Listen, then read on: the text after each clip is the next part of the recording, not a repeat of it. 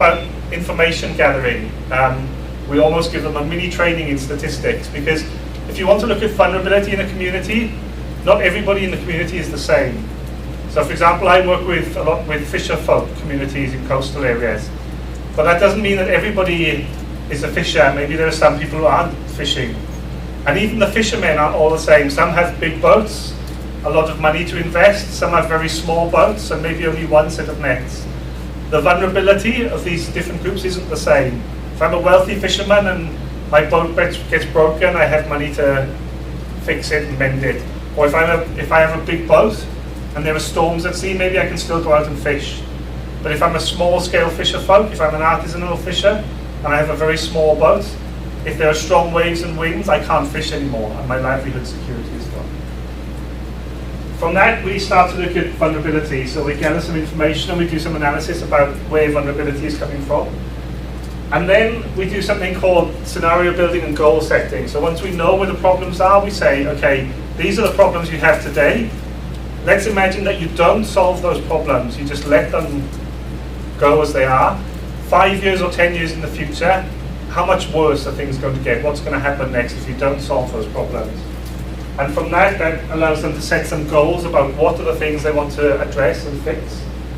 And then once we have some clear goals, we can look at who the stakeholders are and what capacity they have to be able to implement those goals, and we can do some planning. So we have a lot more detail, but today, going quite quickly and just giving you a broad overview. It's 10 steps that you can use for working with communities on vulnerability and resilience.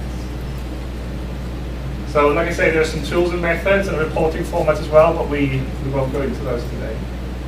So what I'm just going to do to finish off is give you two case studies from Thailand, where we've been working on communities regarding their vulnerability and their resilience to climate change and the risks that will come as a result of climate change. So the first community, it's 2 sub-districts in Drat province in eastern Thailand called Mairut and Lemplat. And basically they're quite similar. They both have traditional small-scale fishing communities. And the problems they have at the moment are very similar to anybody who works with fishers will recognize these: resource degradation, local development. So like I mentioned, there's a lot of big industrialized projects planned for the area. At the moment they're building a deep water port 2 kilometers into the sea. Last year they tried to build a nuclear power plant, but the villagers protested. And they also tried to build a steel processing plant, but the villagers protested as well. Natural hazards, there's a lot of storm surge and coastal erosion in the area. Climate variability and climate change. So already in the past, where they could predict seasonal changes in their fishing practices, now they're starting to have difficulty already. And these are some of the things that, working with the community, they suggested as ways that they can try and improve their resilience and reduce their vulnerability to climate change. So they have one particular animal, the blue swimming crab, which is a really important species for them. A lot of the fishermen there catch this blue swimming crab. So they're working to increase the populations of blue swimming crab. At the moment, there's so many fishers that the number of crabs in the sea has gone right down. So they're trying to increase the populations because we have these non-climate threats like overfishing. But at the same time, we have a pretty good idea that in the future, the changes that are going to occur as a result of climate change are going to have a bad impact on these crabs as well. I say we have a pretty good idea because there's a big problem for anybody working with fisher folk or fishermen or working related to the sea when it comes to climate change. Because as you know, we have these climate change projections, but they tell us about air temperature, they tell us about the wind, they tell us about the rain, they tell us about sea level, but they don't tell us about the acidity of the sea or the salinity of the sea or what's going to happen to marine animals. So if you're working in an agricultural context, you have a lot of information to work with, but when you come and work in a marine context, it's suddenly very difficult. So we know that these crabs they're very sensitive to salinity, so if fresh water comes into the system, they'll go out further to sea. But how much that's going to happen, we don't know, because the climate change models don't tell us. Another thing they want to do is they want to work to rehabilitate and conserve the ecosystems that are habitats for these different marine animals. So they're very, very dependent on these different marine animals for their livelihood. So things like seagrass beds, coral reefs, mangrove forests, they want to protect and conserve to help to increase the marine populations. And at present, these different ecosystems and resources are in a very degraded state. And one other thing they want to do is they see at the moment that all their livelihoods are all based on marine animal species and fishery. So they want to try and diversify into things like ecotourism, so that they're not just reliant on the natural resources. And related to that, so that's natural resource management, they also want to try and control fishery, because they see that one of the things that's having the most negative impact on the ecosystem and the natural resources is the fact that they can't control the fishery activities that are going on at the moment.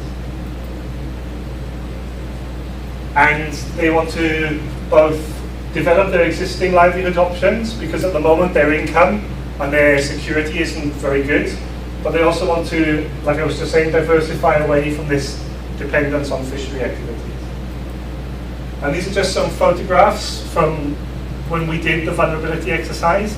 In a period of 4 days, we spoke to about 600 people in 6 villages to try and did various activities with them. You can see it. We spoke with them from sort of 8 in the morning till 10 at night, doing various different activities and exercises to try and assess their vulnerability.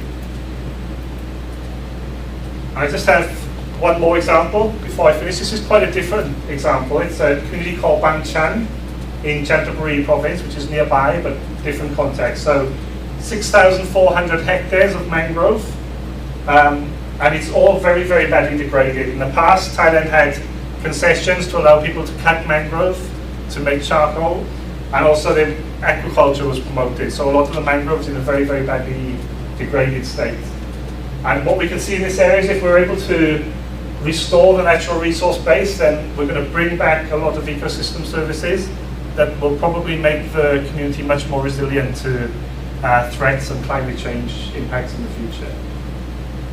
So one of the first things we came up with here is that the community needs to apply for a land title deed. So like I say, under Thai law, if you're in a mangrove forest, and about 90% of this, as well as being mangrove forest, is declared as reserve forest, you're illegal basically. You're not allowed to live, you're not allowed to do anything. So one of the first things they need is secure land tenure, because otherwise they have no foundation for being able to work on, microphone's fine, for being able to, just as I almost did it.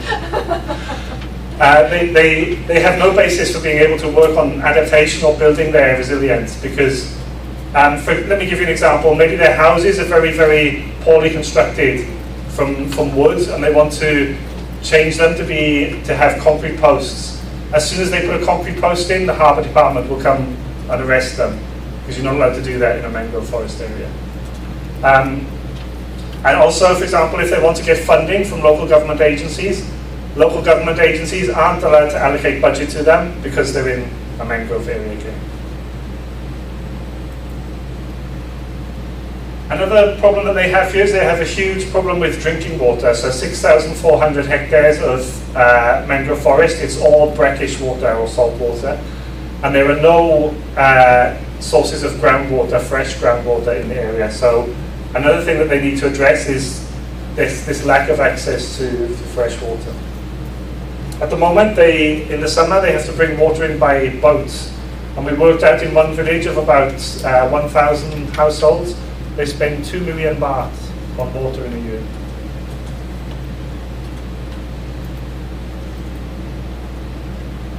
And then the final one is, even though they're in this mangrove forest illegally, they try and practice on fishery livelihoods, but the fishery livelihoods that they carry out are also considered illegal by the government, and they're not allowed to do those.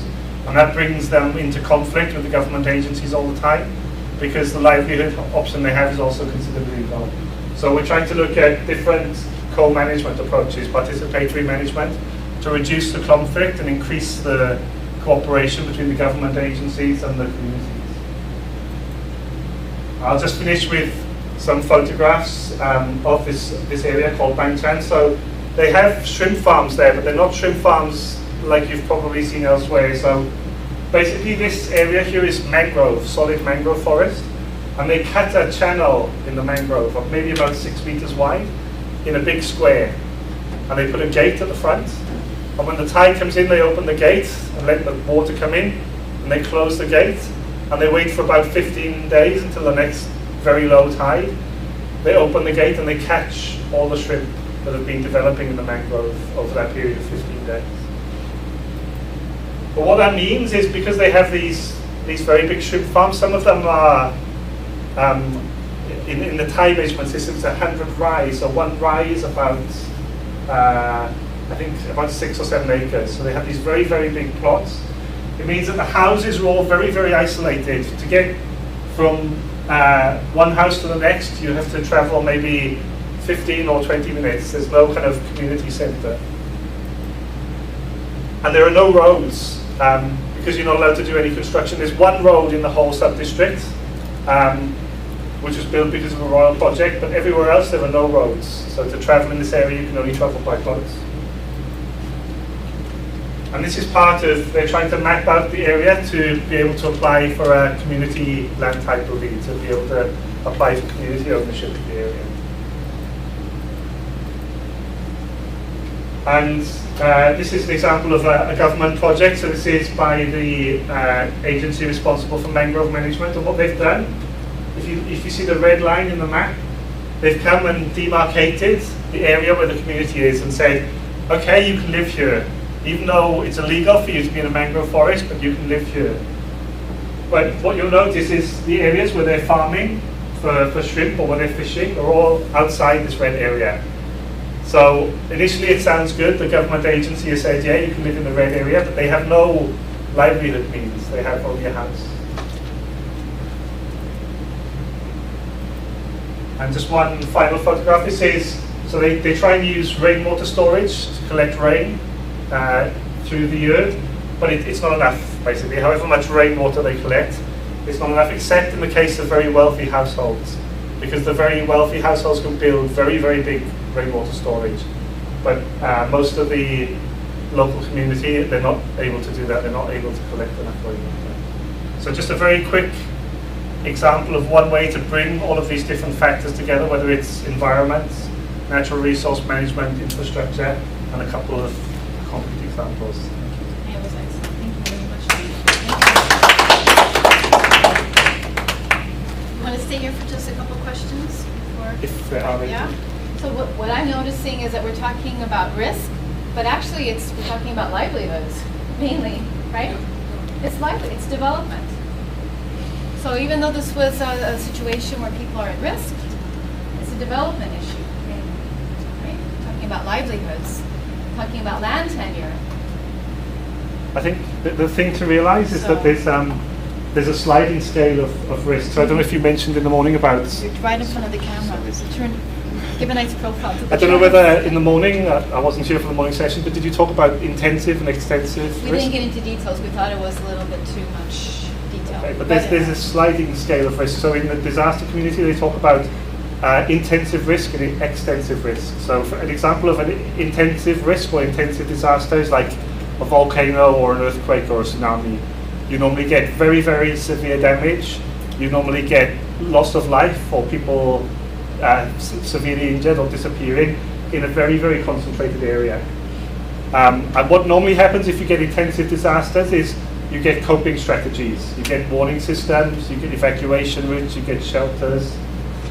But there's another type of disasters which they call extensive disasters. Extensive disasters tend to have a very, very low impact. For example, a drought. Most of the time nobody will die because of a drought, at least not in the first year. But if an agricultural community is affected by drought every year in exactly the same way, so I'm a rice farmer, I plant my rice, I invest all of my money in fertilizer, and then a few months later my whole crop is wiped out by drought or by flooding. It's not going to kill me in the first year, but it's going to put me into debt. And in the second year, if it happens again, I'm in a much worse situation. So these, they call them extensive risk or extensive disasters. They're the quiet disasters. They're the ones we don't really think about when we're thinking about DRR, but they have a big impact.